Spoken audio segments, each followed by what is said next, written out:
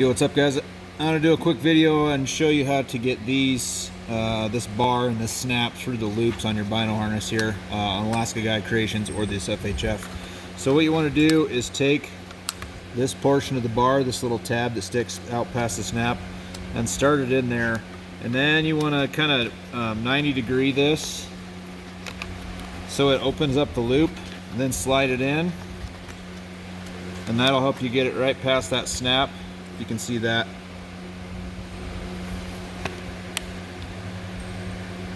See how it slid in there, and then you can just slide it on. You know, some of these FHF or Alaska Guide Creations are tighter than others. It just depends on the sewing person that day, I guess. I don't know. But that should help you get those on and off easier. So you just start it straight like this, 90 it, get the snap started, then put it back flat and put it all the way through. Hopefully that helps.